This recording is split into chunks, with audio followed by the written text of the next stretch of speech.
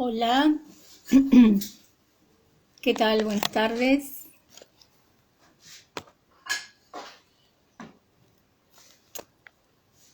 ¿Cómo están? Buenas tardes. Buen enero, buen año, buen comienzo.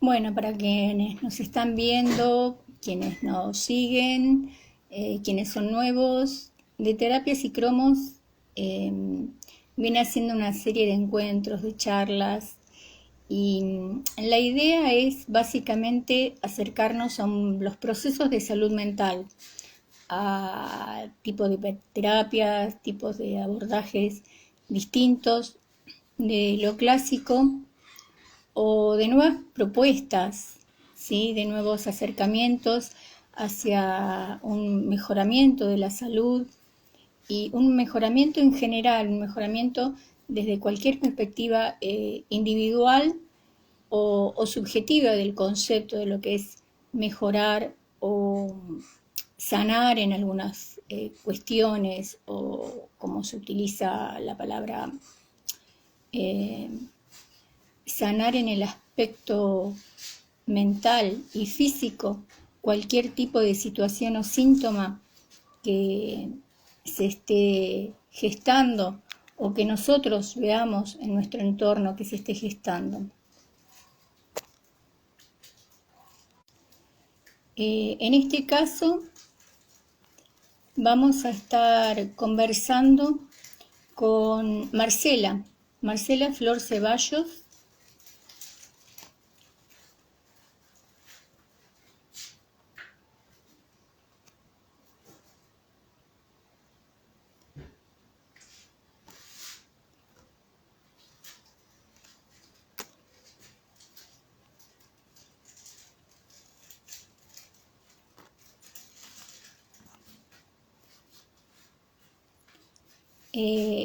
Y vamos a recorrer un poquito la historia de Marcela y sobre todo un proceso personal de búsqueda, de perfeccionamiento, de vocación, ¿por qué no?, de estas cuestiones que tienen que ver con la educación y con la comunicación.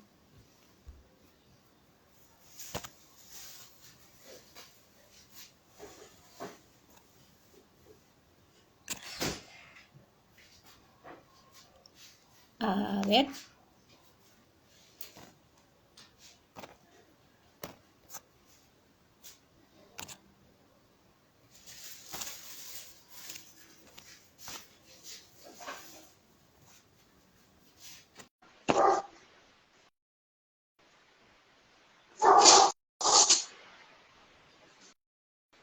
Está media lenta la comunicación.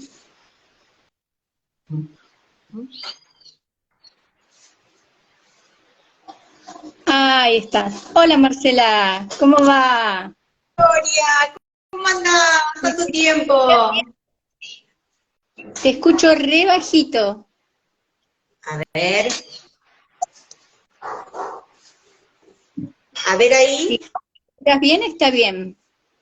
Yo te escucho bien, ¿vos? Perfecto, ahí te escucho.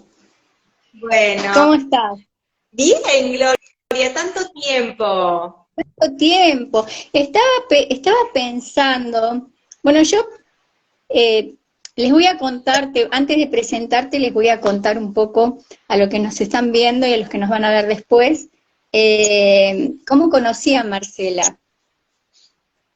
Que, si no me equivoco, en estos días va a ser un año, ¿no?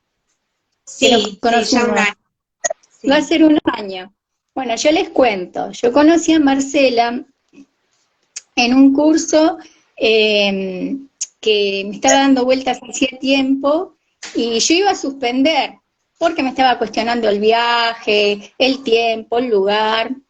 Y en ese interín tuve un accidente. No importa. Pasó lo del accidente y dije, no, voy a ir al viaje.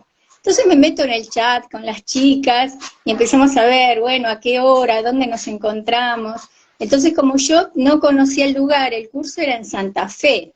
como yo no conocía el lugar, le pregunté a las chicas qué colectivo me llevaba de la terminal, cómo me acercaba, dónde era el lugar, el cartelito del colectivo, no sé, un montón de detalles que para mí eran importantes porque no conocía en el barrio y no conocía también los medios de transporte.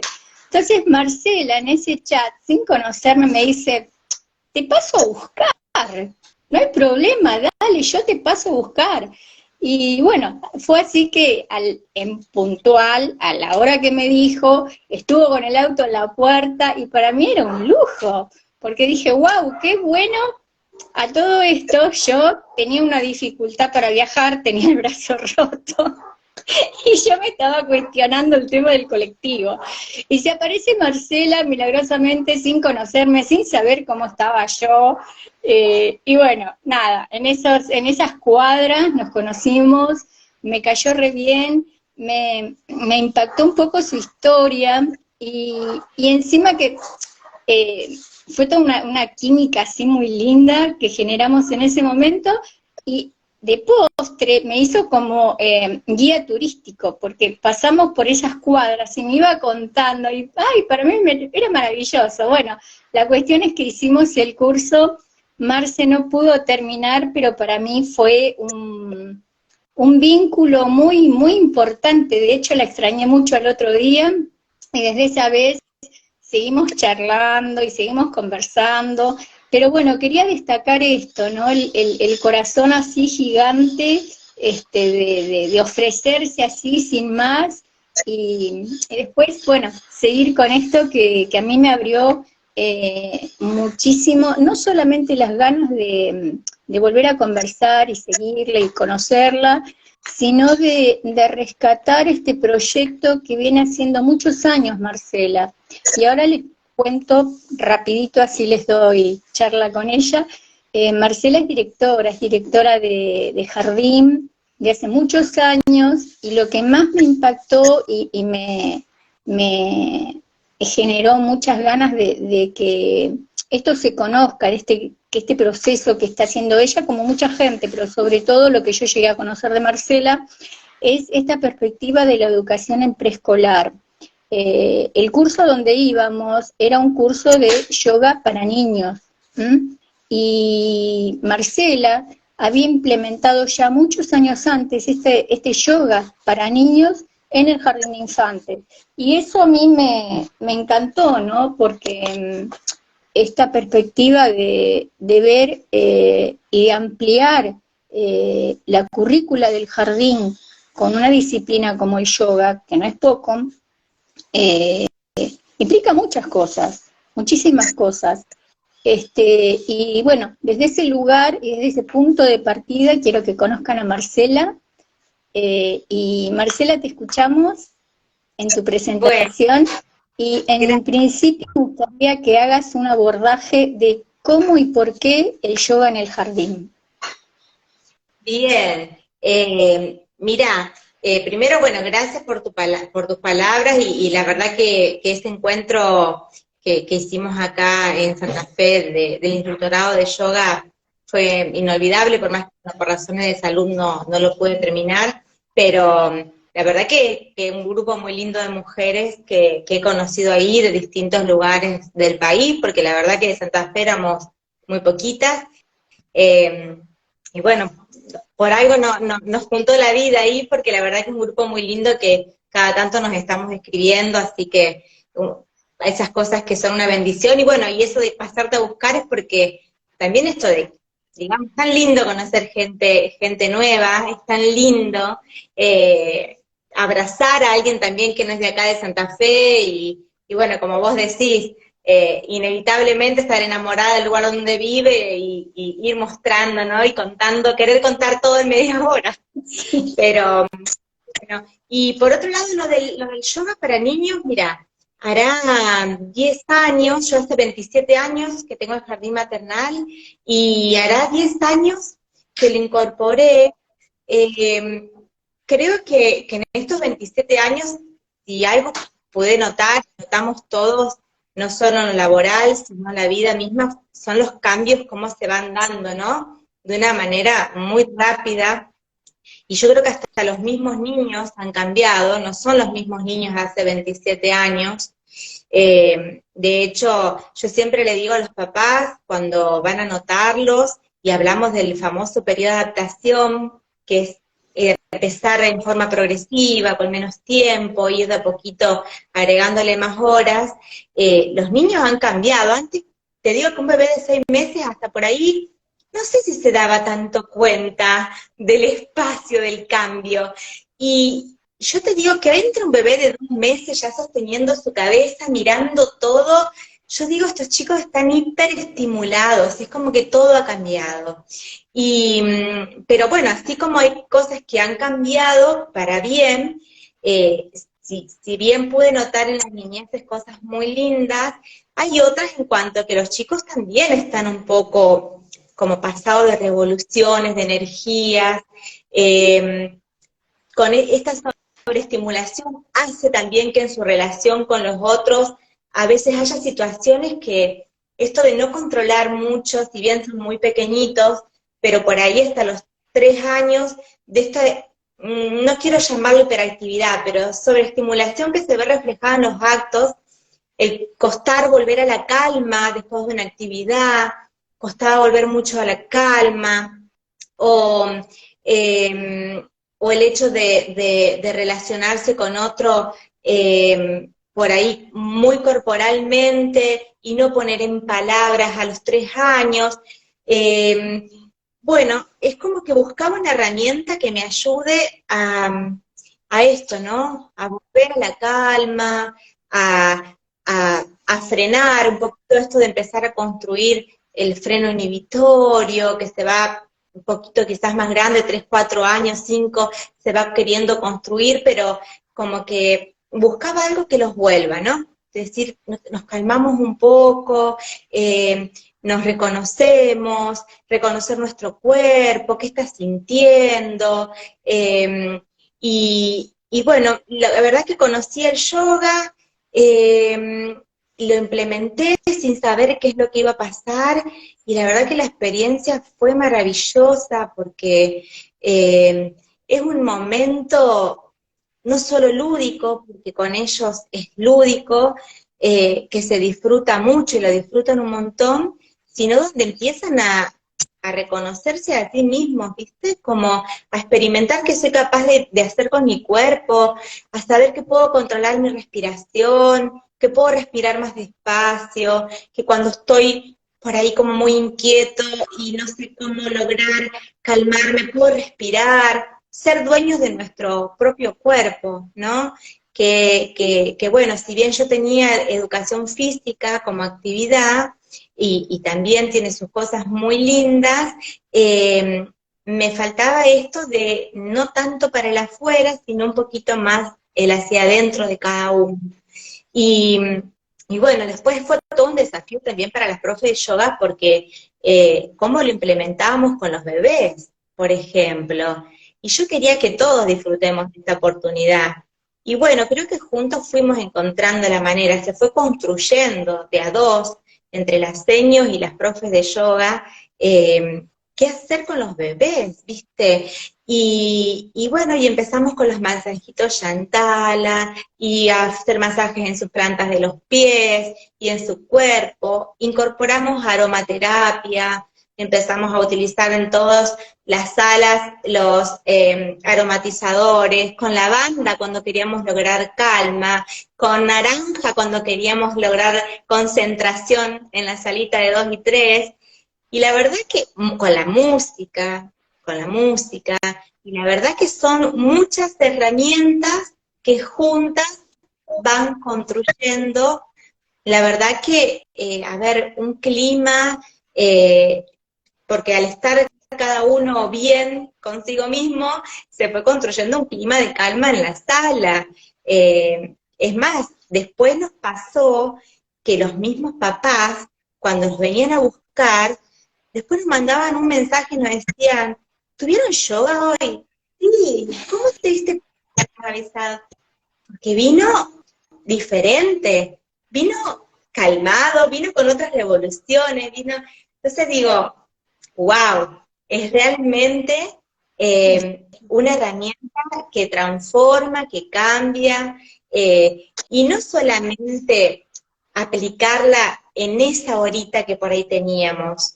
Nosotros como docentes empezamos a aprender a aplicarla en toda la jornada, en las 4 horas. Por eso también fue que después yo me interesé y hice el instructorado acá en Santa Fe, y bueno, la capacitación en la que nos pudimos encontrar, que la verdad que fue maravillosa, pero, pero bueno, quería también tener esas herramientas para decir, lo uso a diario, lo tengo cuando lo necesito, y la verdad que todas las profes, todas las señas deberíamos formarnos en esto, y a mí me sorprendió muchísimo cómo Carla, que fue quien nos dictó a nosotros el taller, eh, nos comentaba que allá en la India, donde ella está, es la actividad, pero de todos los días, de todos los días. Así como nosotros acá tenemos educación física o música, allá es el yoga. Y empiezan la jornada con una meditación los chicos, en todas las escuelas. De hecho, ella lo empezó a dar en las escuelas allá en la India. Y la verdad que digo, qué maravilloso. De hecho, creo que hay provincias acá, y una de nuestras compañeras había comentado como Mendoza, que Mendoza lo tienen bastante incorporado en las escuelas, que hacen la meditación antes de comenzar, porque se sabe que estimula la concentración. Así que bueno, la verdad que ojalá vaya trasladándose y contagiándose lo que brinda esta actividad, porque es maravillosa, la verdad, es maravillosa. Hablo Sí, sí, sola, pero si vos me estás viendo, me preguntás. sí, no, tranqui. Pero sí, tenés razón, Mendoza, ahora que me haces acordar, fue pionera no solamente en eso, sino fue pionera, no me acuerdo en qué año fue que conocí gente de Mendoza. Mira, fue creo que entre el 99 y el 2000, en un congreso donde una de las directoras había implementado, y en esa época todavía no estaba en el diseño curricular, danza y teatro en la escuela. Fue en un Ujú. principio, ¿te acordás cuando hicieron esa implementación curricular de que cada provincia iba a hacer su diseño y su planificación, y como que le daban más independencia a las provincias para hacer esos proyectos educativos? Era otra política educativa, ¿no? Pero era recién los comienzos, Sí. y a mí me partió la cabeza. Y fue en un Ujú. momento también donde había empezado el tema de, ¿te acordás de Educación para la Paz? Que venía Sí. de la mano y fue muy interesante, y fue como una irrupción en los procesos educativos. Pero después es como que en muchos lugares hizo agua por esta dificultad, muchas veces, por una cuestión, primero, la currícula oficial, ¿no? Que tiene otra dinámica, y por otro lado la educación privada, ¿no? Que tiene más libertad por ahí de ampliar la currícula, de ampliar la planificación y de anexar otras disciplinas que son sumamente importantes, y en ese momento eran para nada conocidas, eran para nada conocidas. Entonces por ahí me parecen, eso es lo que yo quería resaltar de tu proyecto educativo, esta posibilidad de, más allá de estar en un proceso de dinámica de formación constante, que es un camino del docente natural, ¿no? Esta formación continua de estar buscando otros procesos, otros abordajes, otros conocimientos para mejorar lo adquirido, ¿no? Y ir al ritmo de este cambio social que va más rápido que muchas veces el ritmo propio de la escuela, ¿no? Pero esta perspectiva particular de decir, bueno, ¿cómo puedo incorporar en este proceso algo que realmente sé que sirve, pero bueno, me arriesgo, me lanzo en este proyecto, y no es muy usual, y no es muy tampoco valorizado, no, no quiero decir por ahí esa palabra, ¿no? Como contemplado, como diciendo, bueno, esta posibilidad es viable, a ver, mal no va a ser, vamos con esto, ¿sí? Sí, creo Y que tiene que ver un poco, sí, perdón, Gloria, que tiene que ver un poco con esto de defender también un poco los principios. Yo tengo la suerte de ser privada, ¿no? Y ser la directora y poder decir, bueno, quiero que mi institución tenga esta impronta.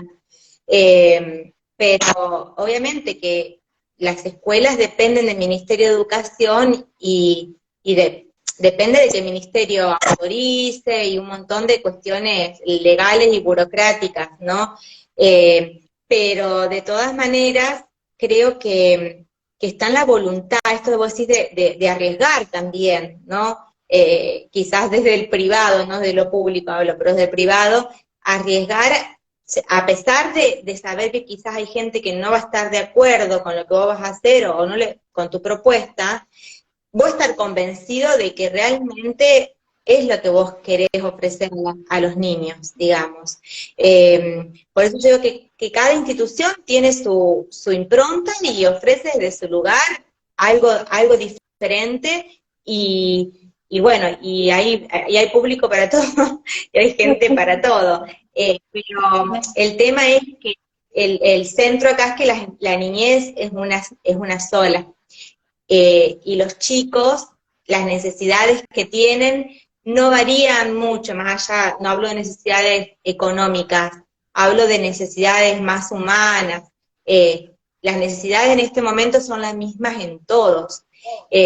Por eso se está luchando tanto por lo que es la implementación de la ley también de educación emocional, que también muchos estarán en contra y otros a favor, pero que realmente se necesita en la escuela empezar a mirar al niño como un ser integral, íntegro, con sus emociones, porque claramente no puede haber aprendizaje posible si realmente ese niño está atravesando una dificultad, un problema, si está mal, si está con algún trauma. Es imposible aprender. Entonces, si no nos ocupamos primero de lo que es en sí, sus emociones, cómo se encuentra, y fortalecer su autoestima, y fortalecer, que también un poquito lo que queríamos hablar hoy de su autoestima, de la asertividad y de todas estos temas, pero claramente que ese niño no va a poder aprender, ¿sí? Si primero no fortalecemos eso. Eh, pero bueno, requiere de un cambio de mentalidad primero de los adultos y digamos, y de una lucha en masa también, digamos, de ir sumando gente para hacer oír las voces de los niños, porque en realidad somos nosotros los que tenemos que defender sus derechos, así que será nosotros la responsabilidad nuestra de decir, bueno, unámonos y luchemos por lo que queremos, como se está haciendo con la ley de educación emocional, y bueno, y la ley de ESI, que también está muy cuestionada, que si bien se aprobó y debería aplicarse, hay un montón de gente que está en contra, ¿viste? Y realmente es una ley que es muy necesaria, muy necesaria. Pasa que a veces se malinterpreta, pero bueno, creo que lo mejor para esto es interiorizarse, leer, ver de qué se trata y a partir de ahí opinar, porque la ley de ESI tiene muchas opiniones en contra, pero la verdad que yo que la estudié, la leí, hice la capacitación de ESI y todo, es fantástica porque educa en sexualidad con la necesidad que los niños tienen que tiene que ver con su salud, con su bienestar. Así que, bueno, yo por ahí como que soy muy partidaria de la ley de ESI a partir de que la he leído, digamos. Por eso por ahí cuando me hablan, la otra vez discutiendo con una amiga, le digo, yo te la voy a mandar, léela, después charlamos y dame tu opinión. Quizás vos decís, bueno, yo no estoy de acuerdo, pero no se puede estar de acuerdo con lo que es no estar de acuerdo con algo que es educativo. Me parece que la educación es la base de todo, de todo. Gloria, yo estoy hablando sola. No, yo estoy pensando, porque bueno, me disparaste para muchos temas y quiero por ahí como unificar un poco esto, y me parece que lo puntual, hay un par de palabras que dijiste que son como troncales, ¿no? La educación emocional y los derechos, ¿sí? Eh, y la responsabilidad del adulto que está a cargo de ese niño de formar esas estructuras, ¿no?, de conocimiento a temprana edad, o sea, no cuando estamos en la primaria y hablar de educación sexual en la secundaria, ya estamos llegando tarde. Hay una característica de la educación que es como el chiste de la policía, ¿no?, o del médico, que llegamos al médico a partir de la enfermedad, se recurre a la seguridad después de un incidente. ¿Qué pasa con la escuela que aún después de tantos años, muchos años de investigación, de estudio, de teóricos avances, parecería que siempre llega tarde, siempre llegamos tarde? Hay una idea que no es solamente general, sino nos pasa a los que estuvimos en educación de muchas veces llegar a instancias extremas. Y lamentablemente, y me ha tocado vivirlo, no llegar. Independientemente de eso, unificando un poco la pregunta, y quiero que en esto hagamos por ahí un bucle para llegar al tema de hoy, que es la comunicación asertiva. Hablarnos un poco de qué relación hay entre la madurez emocional, los derechos y la comunicación. Que eso en realidad es la idea, o básicamente la idea de tu proyecto y de todo tu proceso, y de todo el recorrido este que has hecho en todos estos años. Mira, si hablamos de hecho, claramente, digamos, si hay algo que se habla del derecho en cuanto al derecho del interés superior del niño, en tanto se habla ahora, es que somos nosotros los encargados de, digamos, hacer respetar esos derechos. Por eso, mucha gente también se le dice, con esto de la ley de este, y lo tomo como ejemplo, digamos, ni que quiero hablar de eso, de que los padres se oponían, porque hubo muchas movilizaciones donde decían, no sé si te recordás, con mis hijos no, o con mis hijos no te metas, que antes del derecho de ese padre está el derecho superior del niño a ser educado. Por eso la educación la va a recibir igual en la escuela, porque es el derecho que ese niño tiene de saber sobre ese tema. El tema es que se cree, y es algo que Wisty te menciona hace un rato, que esos contenidos se dan en forma progresiva como cualquier otro contenido. Yo no le voy a dar a un nene de 5 años que saque una raíz cuadrada, ¿sí? Porque primero le tengo que enseñar a escribir, y primero le tengo que enseñar a sumar, y primero le tengo que enseñar los números, después a sumar, después a multiplicar, y así progresivamente. Lo mismo pasa con la sexualidad. Yo en mis talleres, siempre el mismo ejemplo, pero no podemos pretender decirle a un adolescente a los 17 años sobre las enfermedades de transmisión sexual, no, cuídate con esto, o podés quedar embarazada, los métodos anticonceptivos y todo, si yo nunca le hablé de sexualidad, y si yo nunca desde chiquito le nombré como algo natural, como hablo de la salud alimenticia, como hablo de cualquier otro tema, de la importancia de hacer deporte, de la importancia de comer saludable, la importancia de cuidar las partes de tu cuerpo, por ejemplo. Entonces, son contenidos que se dan en forma progresiva y se empieza diciéndole primero a este niño cuáles son las partes de tu cuerpo, llamándolas por el nombre que corresponde. Si digo codo, digo pera, digo nariz, tengo que decir seno, tengo que decir ano, tengo que decir pene, tengo que decir vulva. No puedo decirte cabeza, hombros, codos y la cotorrita. Sí, y bueno, entonces, si yo quiero con un adolescente poder hablar de sexualidad con naturalidad y como corresponde, tengo que hacerlo en forma progresiva. Y después en la adolescencia, en la preadolescencia, hablar de los cambios de su cuerpo, qué está pasando con ese cuerpo de niño que se está convirtiendo en un adolescente, en un adulto, que tienen tantos cambios y por ahí no saben. Y buscan información de afuera, que eso también es lo peor, porque vienen informaciones sin filtros. Entonces, qué mejor que lo hablemos en casa o que lo hable un docente capacitado, pero que lo hablemos desde que son chiquitos con la total naturalidad, como cualquier otra cuestión, porque somos seres sexuales, o sea, somos así, nacemos con sexo y morimos con sexo y se irá transformando, pero el niño desde el año y medio, 2 y medio, 3, que empieza a tocarse, a descubrirse y así. Y después parece como que también, en la vejez ya no existe más la sexualidad. Y sí, porque se transforma. El concepto de sexualidad ha cambiado, ya no es más el paradigma biologicista que es solamente el momento de lo genital, digamos, o el momento del coito. No, en realidad es todo.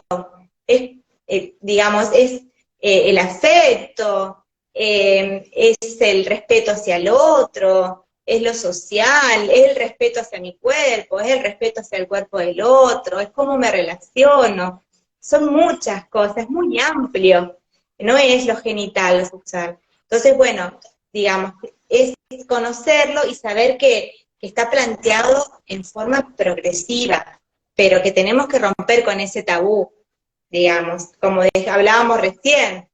Gracias a Dios vamos que evolucionando en algunas cosas, en otras capaz que no, pero en estas cuestiones de lo que tiene que ver con la amplitud de pensamiento en cuanto a ver al otro como un otro y saber que lo tengo que respetar y aprender a respetarme a mí mismo, que tiene que ver también con esto de la asertividad, que es lo que vamos a hablar hoy.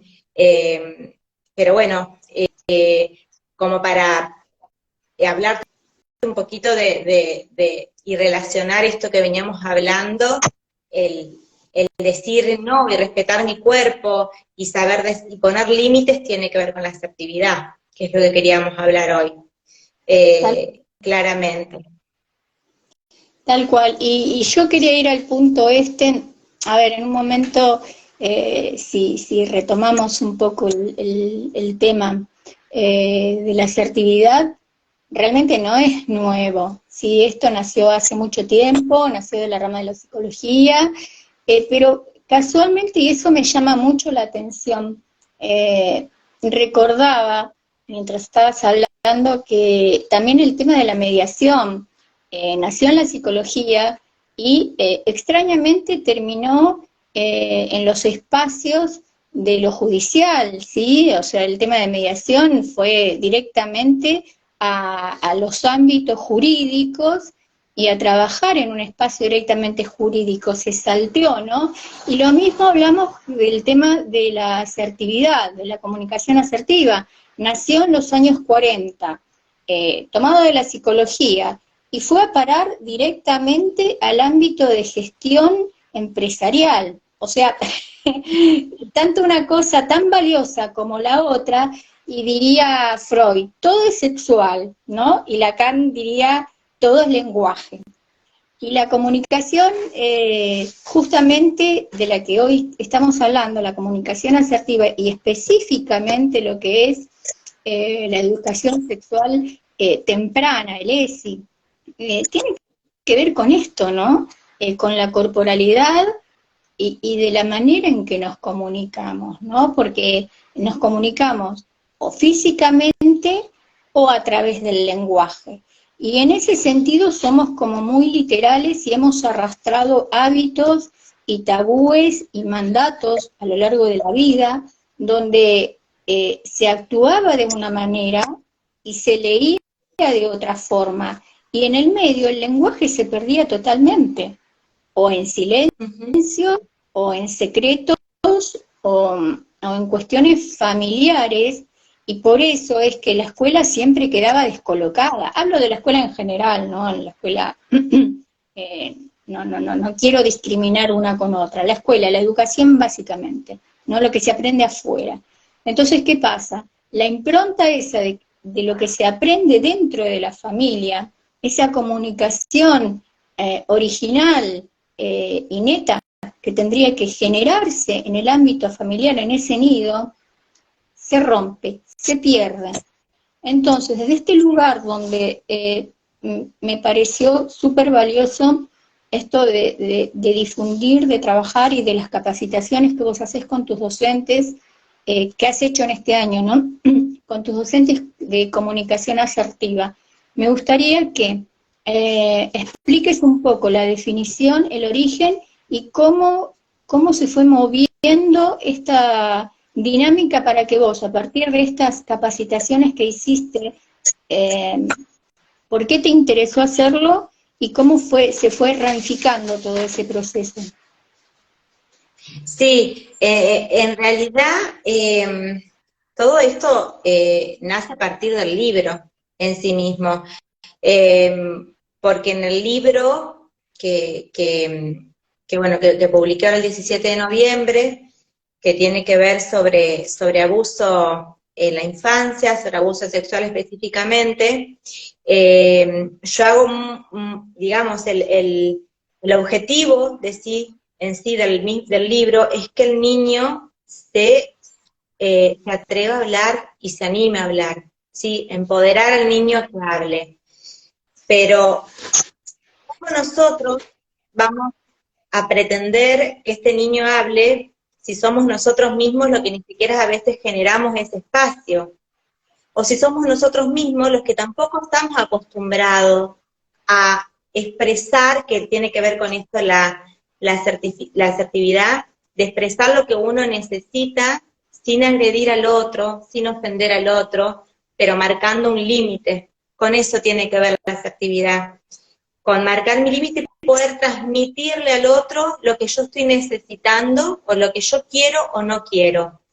Entonces yo digo, bueno, si yo no estoy intentando transmitir a los niños a través de un cuento, primero lo tengo que llevar a cabo, ¿sí? Primero lo tenemos que llevar a cabo nosotros y practicarlo nosotros, porque los niños hasta los 7, 8 años y capaz que un poquito más, aprenden por imitación del adulto, es así, viendo cómo nosotros actuamos. Yo también digo esto en los talleres con los papás, que no podemos pretender que un niño, cuando tenga la edad, ¿no?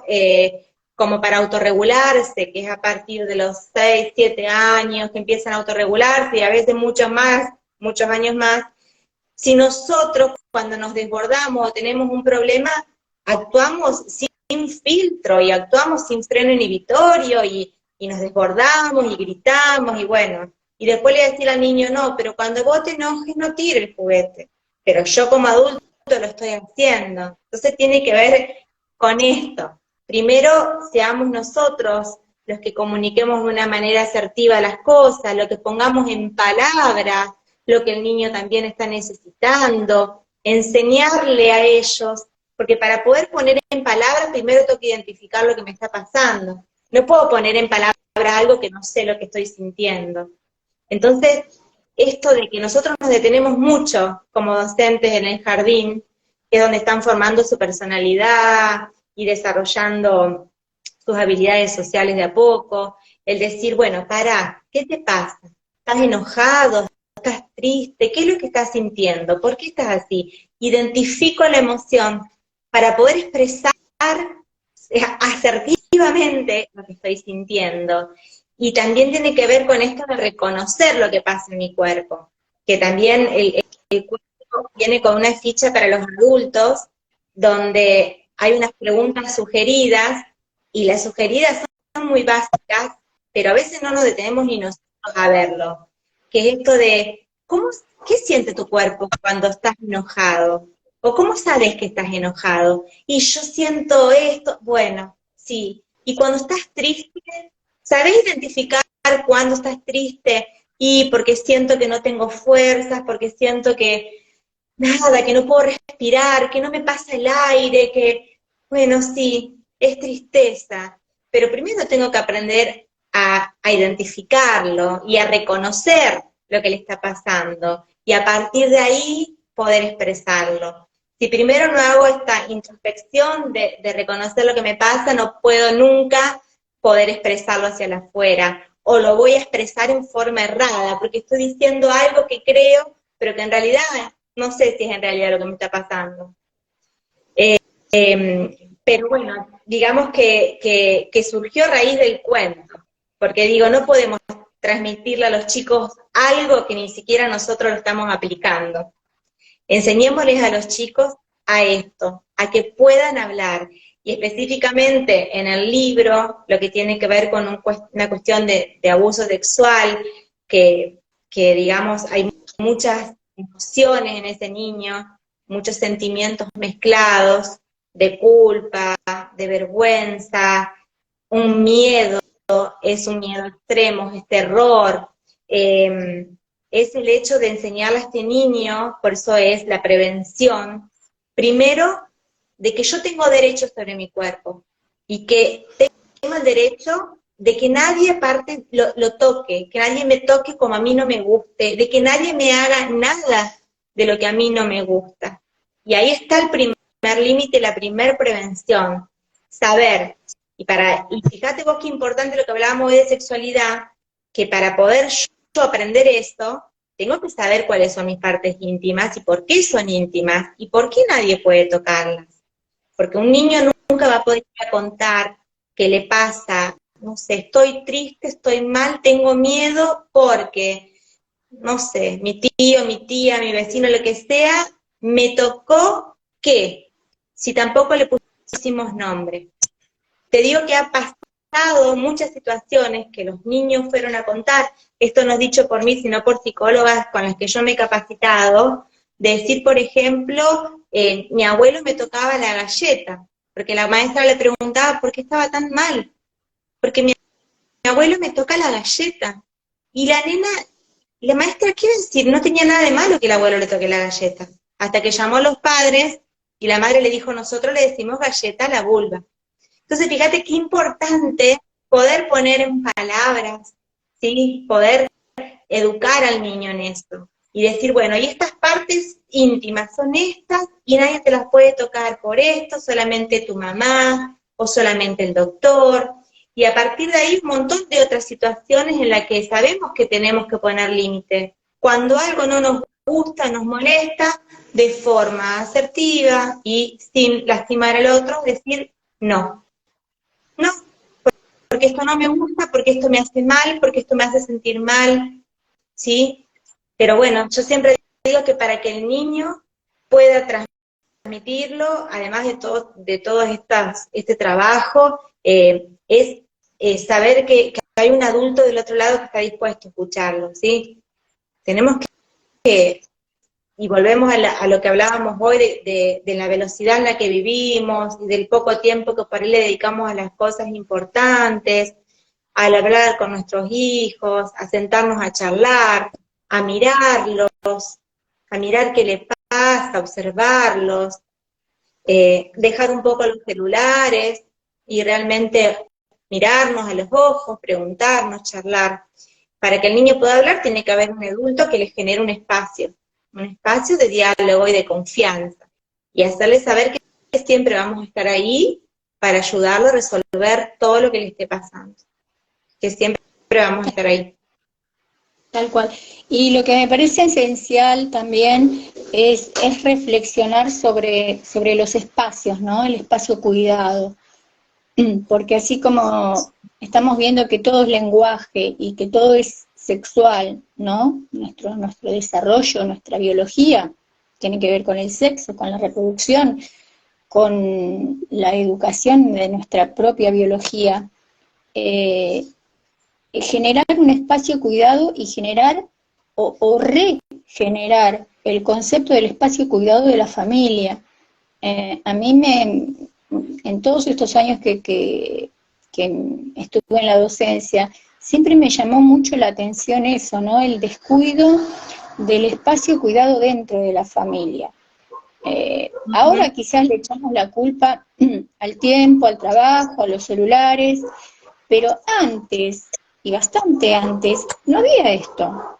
No había ni celulares, y también había un descuido significativo con respecto a este tema.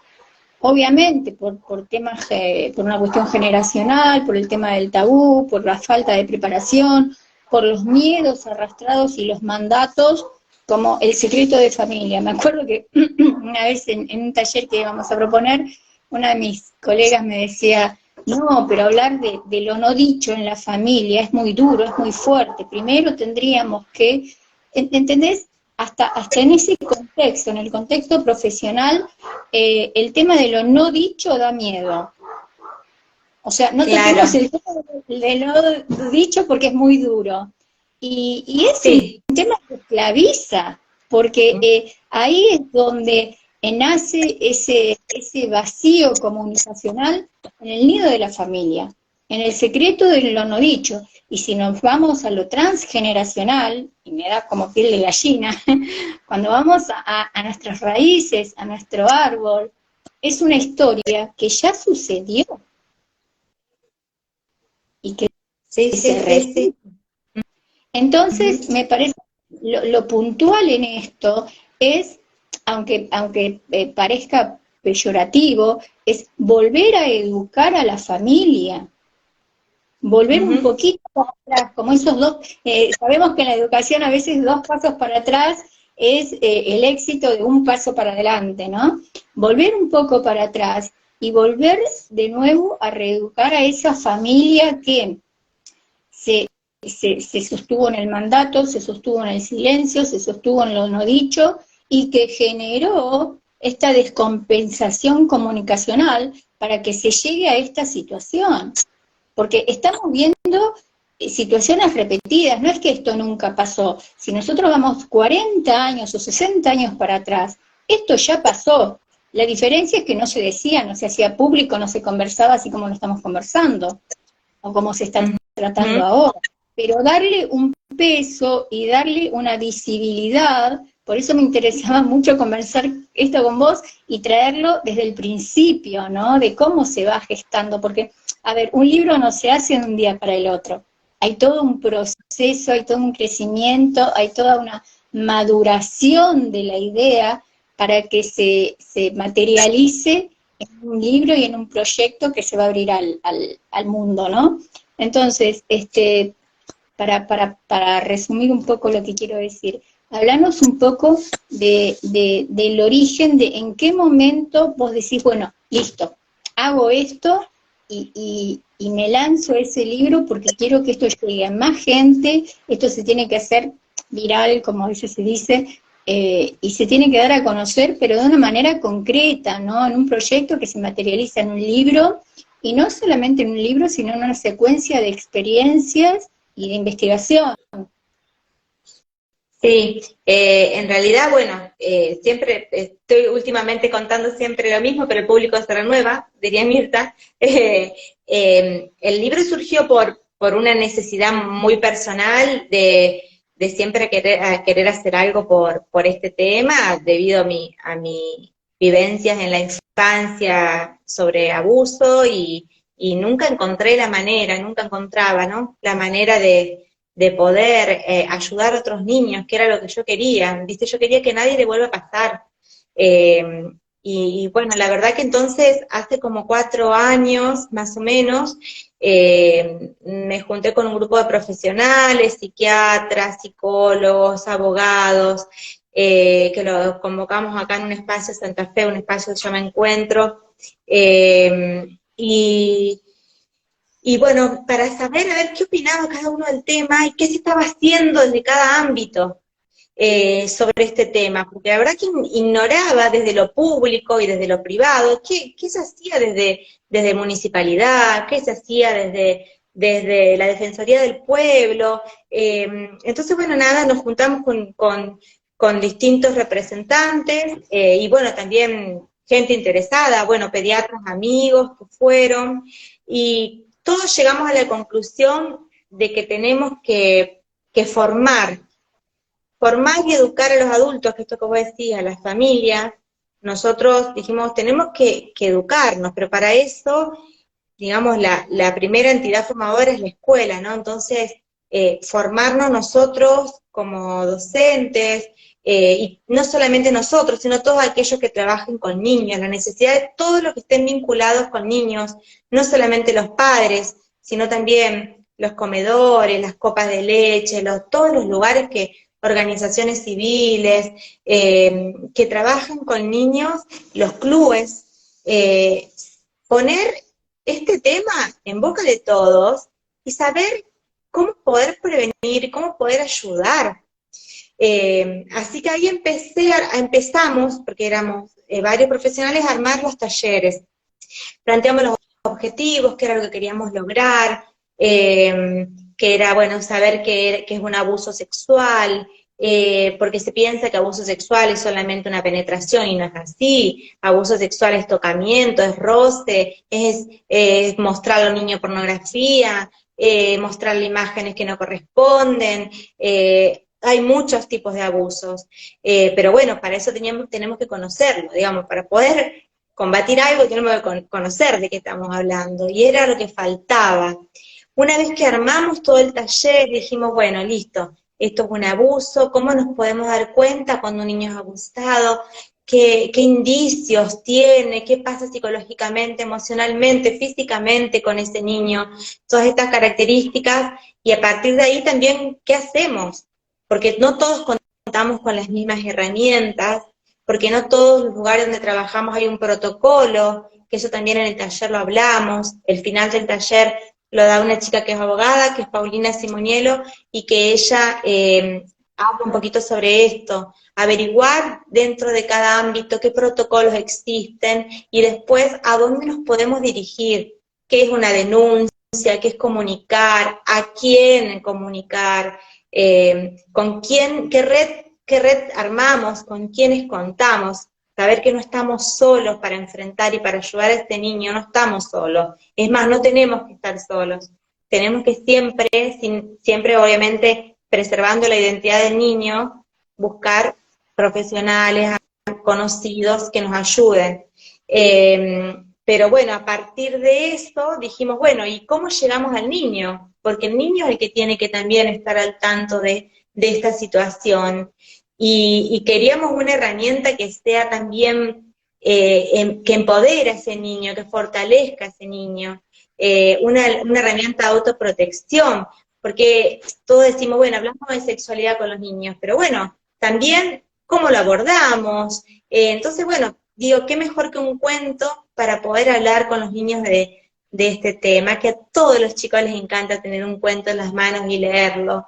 Así que, nada, durante estos 4 años fui estudiando diferentes cosas, capacitaciones y todo sobre sexualidad, abuso, violencias, y le fui dando forma a esta historia, que bueno, que lo considero un libro de autoprotección para el niño, donde sé que nos va a disfrutar leerlo porque es muy llevadero, y que realmente, como se llama el mismo libro, que es Yo, mi superhéroe, el niño termina empoderándose y haciéndolo reconocer al mismo como un sujeto de poder, de derecho, que él puede hablar, que puede contar, que debe contarlo, que lo vamos a ayudar, que va a haber un montón de gente que lo va a ayudar, pero que para eso él tiene que decirlo, tiene que contarlo, ¿sí?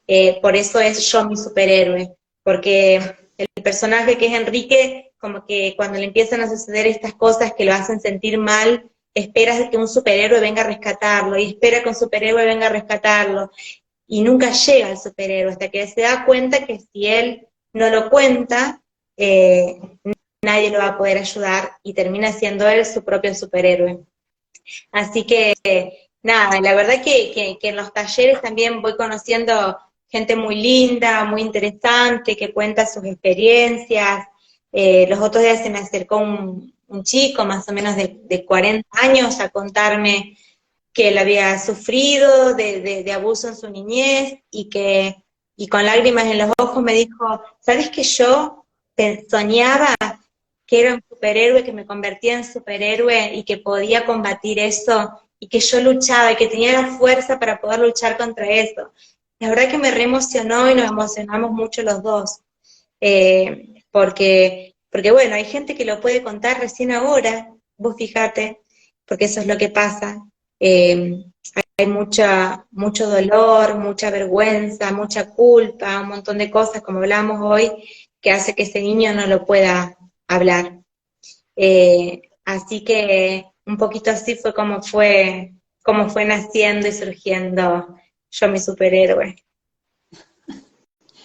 Ay, es maravilloso y me parece que da, me parece que da para más de un encuentro. Por eso quería un poco hacer todo el encuadre anterior, ¿no? Pero me parece que para rescatar toda esta trayectoria hermosa que hiciste y llegar a esta concreción que es el libro, recalcar eso, ¿no? Recalcar el tema de la comunicación, el tema de poner en palabras toda esos cuadros emocionales que realmente son evidentes, porque cuando hablamos de un cuadro emocional, estamos hablando de síntomas, síntomas que son totalmente visibles, síntomas que se ven en la casa y que se ven en la escuela. Y el que no lo ve es porque no lo quiere ver. O sea, hablemos concretamente, el que lo ve y lo rescata, habla de un grado de responsabilidad. Y el que no lo quiere ver, estamos hablando concretamente de una falta de responsabilidad emocional sobre el otro y una falta de responsabilidad sobre sí mismo, ¿sí? Estamos hablando de docentes o de la familia en concreto. Y me parece súper importante recalcar esto. La salud mental del futuro adulto empieza por la responsabilidad del adulto responsable. Ujú. Me acuerdo en la escuela, cada vez que hacíamos una nota, o me encantaba utilizar esa palabra, porque me parece muy importante, no es una cuestión de formalidad, me parece muy importante hablar de un adulto responsable, no importa si es el abuelo, la abuela, el tío, la vecina que se encargó, que muchas veces pasa, que a veces son vecinos o conocidos que se encargan por ahí de un niño que va a la escuela, que va al jardín o que va a la secundaria. Eh, y eso no quita la responsabilidad, no quita el cuidado que tenemos sobre ese menor. Entonces, si partimos de esa instancia donde este adulto es responsable, eh, quizás cae como un mandato, y sí, de alguna manera tiene que haber un mandato, una toma de conciencia de que ese adulto tiene la responsabilidad de esa salud mental, del presente y del futuro del niño, porque sabemos que la infancia es un nodo en el que hacen eclosión todo ese transgeneracional que arrastra ese niño y lo que esa carga que tiene ese niño dentro de su propia familia y lo que va a proyectar hacia afuera. Entonces, me gustaría que hagas una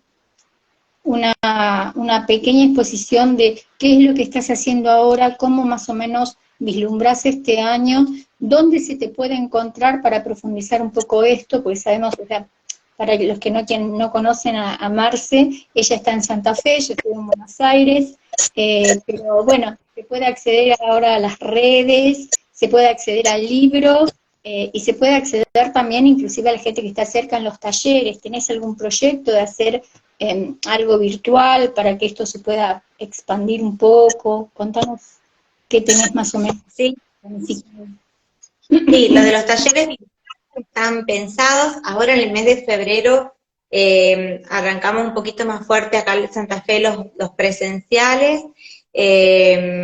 Hay un concejal de acá de Santa Fe, Lucas Chimoñelo también, que está organizando así como varios talleres en distintos lugares, pero sí, virtual ya me lo pidieron, así que lo vamos a tener que hacer.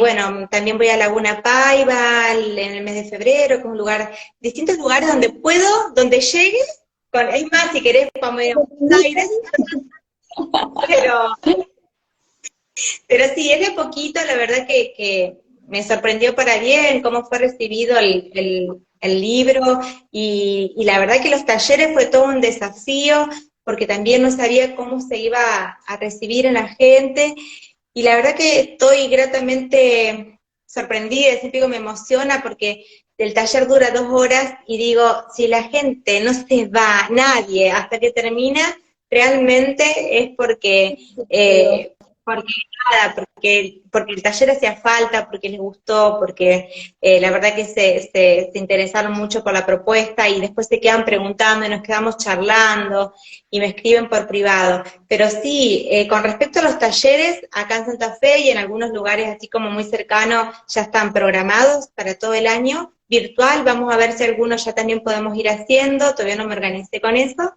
El libro lo estoy mandando por correo a todos lados, ya viajó por todas partes, San Juan, Mendoza, Buenos Aires, Córdoba. La verdad que como vos decís, con esto de las redes fue llegando a varias provincias, y la verdad que cada vez que me piden uno de otra provincia me pone muy feliz. Y cuando lo reciben me mandan la foto y me dicen gracias, y bueno, así que nada, por el momento me encuentran en las redes, nada más, me estoy autogestionando, así que, y nada, y con respecto a lo que vos mencionabas recién, de convertirnos en estos adultos protectores, es algo que es nuestra responsabilidad para poder construir sociedades sanas, tomar conciencia del valor de nuestros niños, de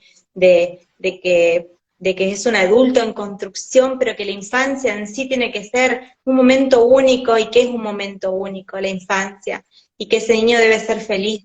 Y hay una frase que yo la hice muy propia, que es de Frederick Douglass, que me encantó, y cuando terminan mis talleres yo la obsequio a a la gente que va, y dice, es más fácil criar a niños fuertes que reparar a hombres rotos.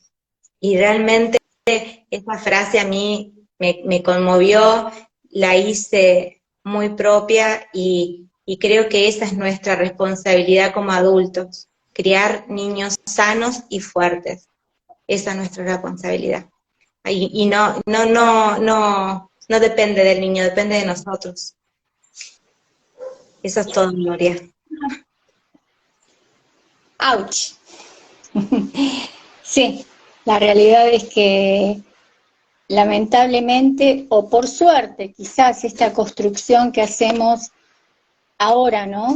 En este hoy por hoy, de esta nueva infancia, de estos nuevos tiempos, como digo yo a veces, nuevos tiempos, nuevos niños, nuevos desafíos. Me parece que es un desafío comunicacional, plantearnos cómo nos expresamos, cómo nos comunicamos, por eso lo de la comunicación asertiva, y sobre todo qué hacemos con eso, ¿no? Porque si estamos hablando de un adulto roto, toda fractura, y lo digo por experiencia, toda fractura tiene una solución, tiene una cura, una sanación, y durante ese proceso de la fractura hay un montón de condiciones que se van dando para que esa sanación se manifieste, ¿sí? Hoy por hoy tenemos muchísimas, pero muchísimas, y esta es una, la comunicación, herramientas para acceder a esa sanación, entre comillas, ¿no? Porque sabemos que la sanación es de adentro hacia afuera, ¿sí? Es de nuestro propio yo, y de acuerdo a tu librito, es de ese héroe que sale de adentro y se defiende, ¿sí? Se defiende solo. Cuando nos encontramos con un adulto roto, dentro de ese adulto roto hubo un niño que no pudo, no llegó.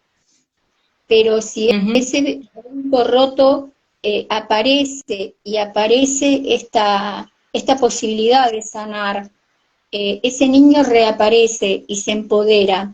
Es de afuera para adentro, sigue el viaje, y cuando ese niño de 40, 50, 60, no importa, vuelve a reencontrarse con esa situación y tiene la posibilidad de poner en palabras eso que no sucedió en un momento, eso es lo bueno, no importa cuándo, importa cómo se llega a eso, no importa si llegó a los 40, a los 60, a los 80, no importa, el tema es llegar. Entonces, me gustaría que como cierre quede en claro esto, ¿no? Que no importa de qué manera se llegue a esa instancia de ese niño, pero no quedarse con esa herida, ¿sí? Sino rescatar a ese niño, poner en palabras ese abuso, esa situación, ese trauma, integrarlo, porque no se trata de olvidar, de tapar, ni de superar, integrarlo como una experiencia, y de ahí partir. Siempre hay un momento para empezar de vuelta, y entender de que el alma en sí misma es incorruptible. Entonces, todo lo que es una experiencia se suma a nuestro propio crecimiento. No hay nada en realidad que nos pueda dañar. No hay una justificación para que una mala experiencia arruine nuestra vida para siempre. Entonces, me gustaría que le des un cierre desde ese lugar, desde tu perspectiva, de un mensaje que realmente sea contenedor para el proceso de cualquiera, porque en realidad si nosotros nos fijamos en la historia de cada uno, de alguna manera todos sufrimos un abuso en algún momento de nuestra vida. Y no solamente tuvo que haber sido sexual, ¿sí? Hay muchos tipos de abuso. Y nadie puede medir el nivel de trauma de esa situación que se sufrió. No hay ni más ni menos. Cada experiencia traumática es personal y es un abuso. Con tus palabras, si le querés dar el cierre. Sí, creo que tiene que ver con esto a ver, quererse a uno mismo, ¿no? El amor propio y saber que uno puede, por momentos, ¿no? Parece como que no encuentra la manera, que no sabe el cómo, pero creo que por amor propio, por esto de que la vida es una sola, es única, hay que siempre seguir buscando la manera, ¿no? Siempre hay un camino para sanar, para seguir, y por ahí se puede buscar a gente que nos ayude, que nos dé una mano, pero creo que uno también, si no encuentra o no sabe con quién, hay que seguir buscando la manera de uno de salir, pero es como vos decís, yo creo que yo siempre ayer que a los 50 años encontré el cómo a través del libro, y que fue mi sanación, ¿sí? El libro fue mi sanación, pero por muchos años pensé que no iba a poder, que no iba a poder seguir, que no había manera, y la verdad que nada, siempre busqué hasta que encontré, y bueno, nada, creo que tiene que ver un poco también con el quererse, con el amarse a uno mismo y estas ganas de ser feliz, ¿no? De ser feliz en esta única vida que tenemos. No tengo mucho más para...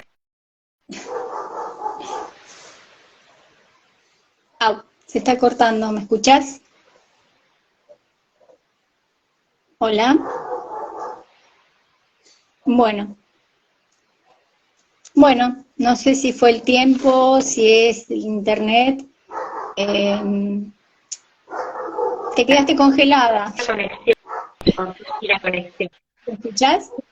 La conexión no te... Ay, sí, se corta un poquito. Bueno, Marce, infinitas gracias. Que no sea el último encuentro. Y bueno, vamos a estar dejando en la historia dónde te podemos encontrar y cómo te podemos seguir. Gracias, gracias por estar y acompañarme. Muchas gracias.